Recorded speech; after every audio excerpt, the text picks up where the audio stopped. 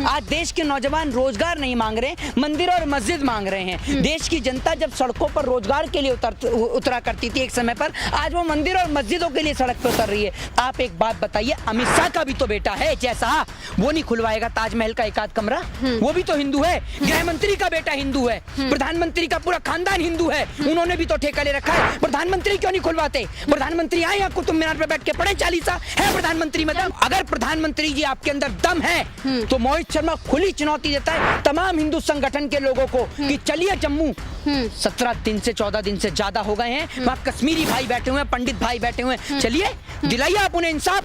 चलिए ना, वो छोटी छोटी बच्चियों की वहाँ से तस्वीर आ रही है, वो वहाँ से वीडियो वायरल करके लगातार कह रही हैं कि मोदी जी हम आपकी मन की बात सुनते हैं, आज आप हमारे मन की बात सुनिए। आपके अंदर दया नहीं बची है? आपके अंदर दिल नहीं है? क्या आपका दिल सिर्फ हिंदुओं के वोट के लिए धड़कता है? क्या आपका दिल तब नहीं धड़कता जब हिंदुओं के साथ इस तरीके का कष्ट पहुंचता है? नमस्कार, मैं आपके साथ कहकशा और आप देख रहे हैं टाइम्स एक्सप्रेस। इस वक्त हमारे साथ बातचीत करने के लिए मौजूद है सोशल एक्टिविस्ट मोहित शर्मा। तो इनसे तमाम मुद्दों पर चर्चा करेंगे और जानेंगे कि आखिर किस तरीके से देश में जिस तरीके की राजनीति इस वक्त हो रही है वो कितनी जो है भारी पड़ने वाली है देश पर, क्या कहेंगे? देखिए, देश के अंदर जिस प्रकार की राजनीति चल रही है ये निश्चित तौर पर एक देश के लिए एक ऐसा आर्थिक संकट उत्पन्न कर रही है, क्योंकि अब लोग महंगाई और मंदी की ओर न जाकर मंदिर और मस्जिदों पर चढ़ाई करना शुरू कर दिया है। अब लड़ाई जो है वो रोजगार की नहीं बची है। आज 100 रुपए प्लस पेट्रोल के दाम हो गए हैं, देश के अंदर कोई बोलने वाला नहीं है, तो आप इससे अनुमान और अंदाजा लगा सकती हैं कि देश के अंदर किस प्रकार की स्थिति उत्पन्न हो गई है। आज देश के नौजवान रोजगार नहीं मांग रहे, मंदिर और मस्जिद मांग रहे हैं। देश की जनता जब सड़कों पर रोजगार के लिए उतरा करती थी एक समय पर, आज वो मंदिर और मस्जिदों के लिए सड़क पे उतर रही है। तो आप सोच सकती हैं कि 22वीं सदी के भारत में जहां पर और अदर जो देश हैं या कह सकते हैं जो और अदर जो कंट्रियां हैं वो आज चंद्रमा पर, मंगल पर जगह तराश रही हैं, घर तराश रही हैं, पानी तराश रही हैं, लेकिन हम 22वीं सदी के भारत में हिंदू और मुसलमान के नाम पर आज भी उलझे पड़े हैं, जिसका सबसे बड़ा कारण जो है वो देश की तबाही की ओर ले जाएगा। ये तो क्या लग रहा है, क्योंकि इसमें जो है प्रधानमंत्री मोदी हो या फिर सीएम योगी कह लीजिए जो हिंदू के बड़े नेता माने जाते हैं, उनका कोई बयान इस चीजों पर नहीं आता है। ये जो लोग होते हैं, हिंदू संगठन हो गए या सब हो गए, ये सब चीजें आप खुद अनुमान लगा सकती हैं। प्रधानमंत्री आपसे तो पर्सनल आकर कहेंगे नहीं, या विश्व हिंदू परिषद वालों से आकर तो कहेंगे नहीं, संगठन वालों से कि आप आइए और आकर कुतुब मीनार की चढ़ाई करिए, कुतुब मीनार पे जाके चालीसा पढ़िए। कहीं ना कहीं पीछे से बैकअप सपोर्ट जो है वो इनको भारतीय जनता पार्टी का ही है।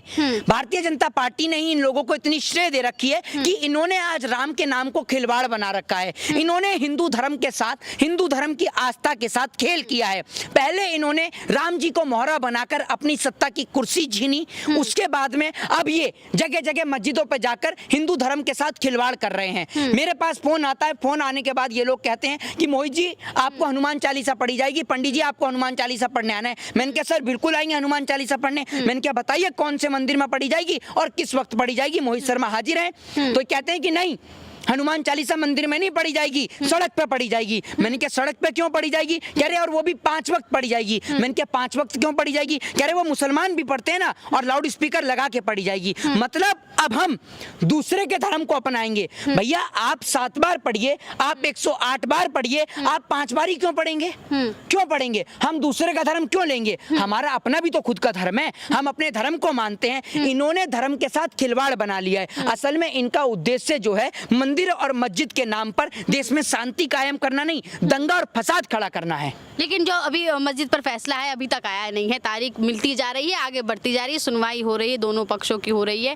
क्या लग रहा है कि सुनवाई कब तक हो पाएगी? टल रखी देखिए मैं आपको बताऊं कि सुनवाई जो भी हो, सुनवाई में जो भी फैसला हो, हमें फर्क नहीं पड़ता है। हमें फर्क इस बात से पड़ता है, सुन लीजिए, नहीं हमें फर्क इस बात से पड़ता है कि आपने इस धर्म के साथ, इस हिंदू धर्म की आस्था के साथ खिलवाड़ किया है। आपको इतना ही हिंदू धर्म प्रिय है और आप इतना ही प्रेम करते हैं हिंदू लोगों से, तो अगर प्रधानमंत्री जी आपके अंदर दम है तो मोहित शर्मा खुली चुनौती देता है तमाम हिंदू संगठन के लोगों को कि चलिए जम्मू, 17 दिन से 14 दिन से ज्यादा हो गए हैं, वहाँ कश्मीरी भाई बैठे हुए हैं, पंडित भाई बैठे हुए हैं, चलिए दिलाइए आप उन्हें इंसाफ। चलिए ना, वो छोटी छोटी बच्चियों की वहां से तस्वीर आ रही है, वो वहां से वीडियो वायरल करके लगातार कह रही हैं कि मोदी जी हम आपकी मन की बात सुनते हैं, आज आप हमारे मन की बात सुनिए। आपके अंदर दया नहीं बची है?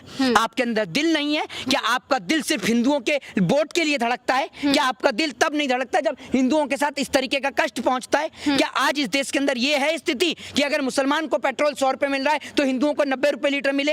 अगर महंगाई है तो मुसलमान के सर पे भी है, महंगाई है तो हिंदू के सर पे भी है। तो ये बात मुसलमान और हिंदू दोनों को समझनी होगी कि ये देश हिंदू मुस्लिम सिख ईसाई एकता से चलता है। ये देश दिवाली और रमजान की रौनक से चलता है और इस देश के अंदर कोई भी इनको रौनक को बिगाड़ने का काम करेगा तो हम उसको हरगिज बर्दाश्त नहीं करेंगे। अच्छा, ऑक्सफैम की एक रिपोर्ट आई है जिसमें ये दावा किया गया कि कोरोना महामारी के समय में लोग अरबपति ज्यादा हुए जो पहले से अमीर थे, और जो गरीब हैं वो हर 33 घंटे में 10 लाख से ज्यादा लोग जो हैं गरीब पाए। निश्चित तौर पे हुए हैं। और अमीर होने की बात आप नहीं ले पाएंगी, मैं ले देता हूं। वो अमीर होने की सूची में अंबानी साहब हैं, अडानी साहब हैं, ये बड़े बड़े कॉर्पोरेटेड घराने के लोग हैं। ये भारतीय जनता पार्टी की सरकार ने जब गरीब जनता का खून चूसा जा रहा था कोरोना के काल में, इन्हों के नेताओं ने खूब जमा के जो है कॉर्पोरेटरों को पैसा कमवाया और खुद ने भी कमाया होगा, ऐसा नहीं है। जब कॉर्पोरेटर कमा रहे हैं तो कॉर्पोरेटर कहां से कमाते हैं? सरकार कमवाती है। तो भैया इन्होंने भी पैसा कमाया होगा, निश्चित तौर पे कमाया होगा। आज हिंदू धर्म का ठेका, लेकिन ये रिपोर्ट कहीं जाहिर नहीं कर रहे हैं। रिपोर्ट जाहिर क्यों करेंगे? रिपोर्ट जाहिर करने के लिए चैनलों का होना जरूरी है। जब चैनल गुलाम हो जाए, जब इस देश की पत्रकारिता गुलाम हो जाए और गुलामी की राह पे चलने लगे तो आप समझ लीजिए कि आप देश की तबाही के नक्शे कदम पर चल रहे हैं। देश अगर गुलाम होता है तो उसका जिम्मेदार मैं चौथे स्तंभ को मानूंगा और गुलामी वाले चौथे स्तंभ को मानूंगा। वो गुलामी वाला चौथा स्तंभ जो आज गुलामी के कारण देश की सच्चाई को नहीं दिखा रहा है। देश का नौजवान जब रोजगार मांगता है तो उसके हाथ में मंदिर और मस्जिद थमा दी जाती है। जब देश का नौजवान कहता है कि मुझे स्कूल जाना है, मुझे स्कूल जाना है, मुझे ज्ञान अर्जित करना है, तब ये उससे कहते हैं देख वहां तेरा मंदिर हुआ करता था जहां आज मस्जिद बना दी। तो देश के नौजवान को स्कूल की बजाय मंदिर और मस्जिद के दंगे में भेज देते हैं। मैं आपसे पूछना चाहता हूं मैडम, क्या हम लोगों ने ठेका ले रखा है? माना हम हिंदू हैं, इस देश का गरीब हिंदू है, ठीक है, लेकिन आप एक बात बताइए, अमित शाह का भी तो बेटा है जैसा, वो नहीं खुलवाएगा ताजमहल का एक आध कमरा? वो भी तो हिंदू है। गृह मंत्री का बेटा हिंदू है, प्रधानमंत्री का पूरा खानदान हिंदू है, उन्होंने भी तो ठेका ले रखा है। प्रधानमंत्री क्यों नहीं खुलवाते? प्रधानमंत्री आए यहाँ कुतुब मीनार पे बैठ के पढ़े चालीसा, है प्रधानमंत्री में दम? ये चीज क्यों नहीं समझती? उनको भी तो दिखाई देता होगा ना। अमित शाह आएंगे, अमित शाह के पढ़े हनुमान चालीसा, चल हम भी चलते हैं, हनुमान चालीसा प्रधानमंत्री पढ़ेंगे, गृह मंत्री पढ़ेंगे, जनता का सर उतरवाते हैं। और मुख्यमंत्री का बेटा एलएलएम करेगा, आखिर क्यों इनके पचड़े में फंस रही है? मुख्यमंत्री का बेटा एलएलएम करेगा और गरीब जनता का बेटा अपना सर कटवाएगा बजरंग दल में जाके, लाठी और डंडा उठाएगा सुबह 5 बजे जाकर। क्यों ये दो तरह का चरित्र चल रहा है? गरीब का बेटा मैडम आज बच्चा नहीं पढ़ पा रहा है गरीब का, और इनका बेटा एलएलएम करता है और ये ट्वीट डालते हैं। गरीब के बच्चे के लिए आज सरकारी नौकरी नहीं बची है, गरीब के बच्चे के लिए रेलवे नहीं बचा है। प्रधानमंत्री जापान तो चले गए, जरा जापान के साथ साथ ये भी बता दीजिए उस बुलेट ट्रेन का क्या हुआ जो बुलेट ट्रेन आप चला रहे थे? आपने देश की गरीब जनता की औकात पैसेंजर ट्रेन में चलने के लायक नहीं छोड़ी, आपने देश में पैसेंजर ट्रेनों को नहीं छोड़ा, आप बुलेट ट्रेन चलाएंगे हैं? आपके पास इतना खाली समय है कि देश के नौजवानों को जब आप मंदिर और मस्जिद में उलझाए रखेंगे तो क्या फायदा बुलेट ट्रेन का? जब देश में रोजगार नहीं है, देश के नौजवान परेशान हैं, तो क्या करेंगे बुलेट ट्रेन चलाकर? मैं आपसे हाथ जोड़ के निवेदन करता हूं, मेरा नम्र निवेदन है मोदी जी, आप भी हिंदू हैं, आप हिंदुओं के ठेकेदार बनते हैं तो आप आइए ना, अमित शाह को बोलिए, जैसा को भेजेंगे, स्मृति ईरानी को बोलिए, वो भेजेंगे अपने बच्चों को ताजमहल के कमरे खुलवाने के लिए। इसमें प्रधानमंत्री ने कभी कहा है कि सुन लीजिए, बोलते हैं ना हिंदू खतरे में, योगी आदित्यनाथ का भतीजा है, उसका भतीजा जाएगा ज्ञानवापी मस्जिद पे जाकर वहां धरना प्रदर्शन करें? क्यों नहीं जाते? सारा ठेका हमने ले लिया है। हमारे आपने कितने हिंदू भाइयों को मौत के घाट उतरवा दिया, बाबरी के गुंबद से लेकर आज तक इस देश के अंदर हिंदुओं के साथ खिलवाड़ हुआ है, उनके साथ राजनीतिक हुई है। इस देश में पूरा देश जानता है इस देश के इतिहास को, सिर्फ भारतीय जनता पार्टी के नेताओं ने हिंदुओं का इस्तेमाल किया है। ये लोग अपनी कुर्सियों पे बैठते हैं, देश का गरीब का बेटा जेल के अंदर जाता है, और जब वो जेल में जाता है ये लोग मना कर देते हैं, नहीं वो तो हमारी पार्टी का ही नहीं है, वो तो हमारे कार्यकर्ता ही नहीं है। तो मैं कहूंगा गरीब को जागना होगा, हिंदुओं को जागना होगा, और हिंदू मुस्लिम सिख ईसाई को एक साथ होकर इन देश को बेचने वाले देश के व्यापारियों को मुंहतोड़ जवाब देना होगा। जय हिंद, जय भारत, वंदे मातरम। तो ये थे हमारे साथ पंडित मोहित शर्मा, इनसे तमाम चीज़ों पे जो है बातचीत की गई, अपना जो गुस्सा है काफ़ी आक्रोशित हुए, और अपना कई चीज़ें जो है मोदी जी के खिलाफ बोली गई हैं। आने वाले समय में देखना होगा कि आखिर जो ये हिंदू मुस्लिम की राजनीति है, ज्ञान व्यापी मस्जिद का जो फैसला है वो कब तक आता है, और जनता कब तक इस जो हिंदू मुस्लिम की राजनीति में अपने आप को फंसा कर रखती है। बने रहिए टाइम्स एक्सप्रेस के साथ। धन्यवाद।